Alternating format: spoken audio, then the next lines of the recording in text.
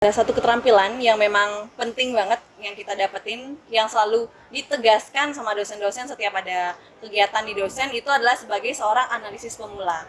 Jadi seorang analisis pemula itu adalah jadilah seperti bintang, jadi walaupun dia kecil, dia tetap bersinar dan memancarkan cahayanya sendiri.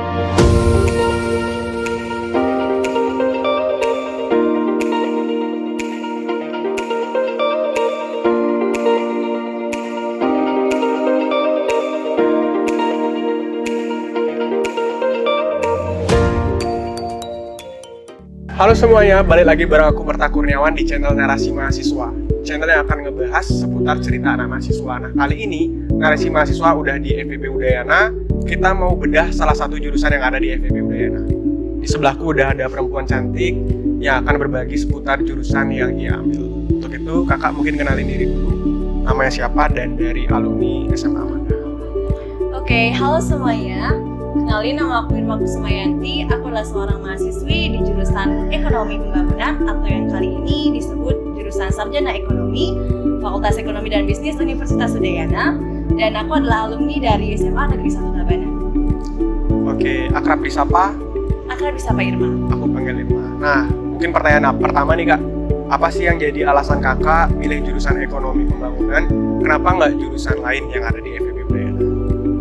Oke, alasan aku milih sarjana ekonomi sebagai sebagai tujuan dari pendidikan aku. Yang pertama itu karena ilmu ekonomi itu adalah ilmu ekonomi yang bersifat fleksibel atau dinamis, dimana kita tidak belajar monoton pada suatu hal yang pada pakem-pakem tertentu, tapi kita mengikuti perkembangan arus dan juga perkembangan zaman gitu.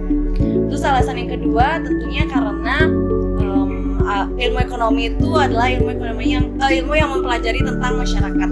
Jadi banyak juga peluang kita untuk mendapatkan pekerjaan di masyarakat. Untuk dari segi kenapa aku milih di FEB Udayana, itu karena di FEB Udayana itu sarjana ekonominya itu sudah terakreditasi unggul. Jadi itu sudah di atas dari akreditasi A. Dan juga kita sudah ada sertifikasi AUN. Jadi itu adalah salah satu pertimbangan aku untuk berkuliah di FEB Udayana jurusan ekonomi. Oke. Nah, secara garis besar nih, ekonomi pembangunan itu belajarin tentang apa sih? Oke, secara garis besar nih teman-teman, ekonomi pembangunan itu belajar tentang ilmu mikro dan ilmu makroekonomi. Jadi ilmu mikroekonomi itu adalah ilmu yang mempelajari tentang suatu perusahaan. Jadi bagaimana perusahaan itu memproduksi, terus bagaimana pangsa pasarnya, jadi kayak gitu. Terus sedangkan ilmu makroekonomi itu adalah ilmu yang mempelajari tentang masyarakat, yang lebih ke ekonomi yang lebih luas. Itu kayak inflasi, terus deflasi, terus ada perekonomian internasional juga, perdagangan internasional. Jadi ya luas cakupannya kalau di makroekonomi. Oke. Berarti ada dua poin itulah ya, ekonomi mikro dan juga makro. Iya. Nah, ketika mengikuti mata kuliah selama kuliah di ekonomi pembangunan, itu ada kesulitan nggak sih kak?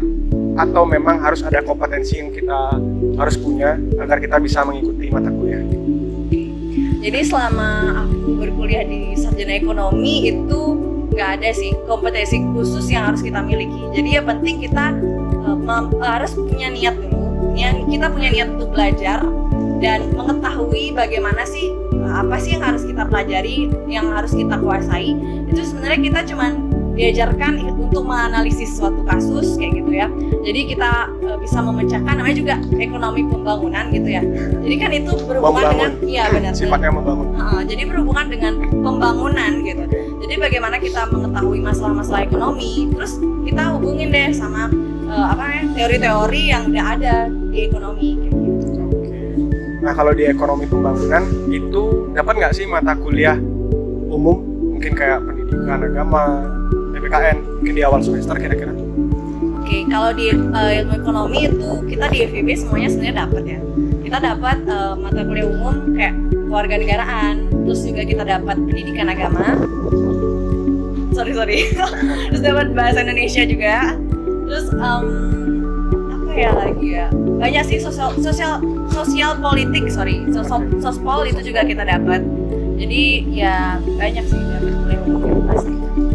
Jadi awal-awal semester mungkin ya dapatnya itu ya. Oke, untuk dapatnya itu setiap semester ada. Jadi Setiap semester ada. Jadi satu atau enggak 2 matkul. Jadi misalnya kita di semester 1 belajar bahasa Indonesia, semester depannya kewarganegaraan, semester depannya kewirausahaan gitu. Nah, kalau ngomongin tentang mata kuliah nih, ada nggak sih mata kuliah yang paling berkesan atau yang paling menyenangkan lah selama kakak kuliah? Oke, mata kuliah yang berkesan dan menyenangkan itu beda di aku ya, teman-teman ya. Kalau yang aku sukai sendiri itu adalah ilmu mikroekonomi, karena aku makroekonomi. Karena aku suka mempelajari hal-hal yang berhubungan dengan masyarakat kayak gitu. Terus kayak bagaimana sistem moneter gitu aku suka. Jadi itu yang aku sukai ya. Kalau untuk yang berkesan itu ada namanya mata kuliah ekonometrika. Mungkin dari namanya tuh terkesan serem ya teman-teman ya, tapi sebenarnya ya nggak serem juga sih kalau kita belajar ya. Jadi ekonometrika itu adalah sebuah mata kuliah di mana menggabungkan ilmu mikro, makro, dan juga statistika. Jadi kita juga bisa belajar tentang kasus-kasus atau data-data yang berhubungan dengan skripsi. Jadi kita udah diajarin sejak dini nih gimana sih menentukan metode penelitian kayak gitu teman-teman. Terus kita juga belajar pakai aplikasi. Kita bisa belajar pakai eViews, Tata, dan juga dari SPMT juga ada. Kalau saya sih paling menghindari menggunakan aplikasi itu. Berarti kemarin mengikuti apa? Desas-desus minyak goreng. Oh ya, itu salah satu hot topic yang saya sukai. Oke. Nah, itu kan tadi mata kuliah. Kalau dari sisi dosen dan juga penugasan di FEB, khususnya di ekonomi pembangunan itu kayak gimana sih, Kak? Kalau dari kurikulum deh dulu deh. Okay. Kalau kurikulum sendiri di sini sudah terstruktur teman-teman. Jadi setiap pertemuan itu udah ada apa ya sih yang harus kita bicarakan, kompetensi apa yang harus kita raih dalam satu kali pertemuan itu sudah ada. Dan sudah dijelaskan juga kok pas pertama kali kuliah sebelum semester itu udah dijelasin sama dosennya. Jadi udah jelas bagaimana perkembangan arah pendidikan kita. Untuk dari sisi dosen itu sebenarnya kalau kita bisa sopan ya sama orang, pasti kita pengen dosen itu pengen dihargai dan kita juga pengen dihargai ya teman-teman ya. Jadi kalau bagaimana kita menghargai dosen ya kayak gitu, dosennya menghargai kita gitu. Kalau kita udah sopan pasti bagus kok. Dan kalau kita bisa menyesuaikan diri juga gitu sama dosennya, jangan berkata kasar kayak gitu ya. Kalau untuk dari lingkungannya sendiri di sini aku rasa nyaman banget sih ya, karena di sini teman-teman juga terbuka dan kita juga nggak cuman ketemu dari Bali aja, kita juga bisa ketemu dari teman-teman luar Bali dan beberapa teman-teman aku juga ada yang dari Papua, terus dari Sumatera juga ada. Dan untuk pengembangan diri, untuk lingkungan untuk mengembangkan diri itu banyak banget di FEB. Itu ada organisasi, terus juga ada komunitas, terus kepanitiaan juga. Nah, ngomongin tentang organisasi nih, Kak. Dengar-dengar kan kakak aktif banget nih di kampus, bahkan juga ikut paguyuban lah. Nah, mungkin bisa di-sharing nggak pengalaman selama mengikuti kegiatan-kegiatan di kampus? Oke, jadi pengalaman selama ikut kegiatan di kampus itu pastinya seru ya. Karena kita kuliah itu tidak hanya untuk belajar kan teman-teman. Jadi kita juga harus mengejar kompetensi lain gitu. Bagaimana kita berbicara dengan orang lain, bagaimana kita harus beradaptasi dengan lingkungan baru. Itulah sebuah skill yang tidak diajarkan di perkuliahan. Jadi lewat organisasi itu aku dapetin hal itu dan aku bisa ketemu teman-teman baru dari beragam pemikiran gitu ya, pemikiran yang tentunya banyak yang berbeda-beda sama aku. Dan juga ada kita juga bertemu dengan lingkungan di dosen, itu benar-benar rasanya masuk ke lingkungan dosen tuh mantap. Setuju banget sih. Kalau kita hanya kuliah doang, duduk habis itu pulang, ya kurang sih ya, kurang kliknya. Jadi ya kalau kita mahasiswa kupu-kupu ya benar-benar. Jadi kalau kita ikut organisasi banyak banget yang kita akan peroleh. Public speaking kita pasti akan bertumbuh semakin baik dan juga relasi kita akan terus meningkat.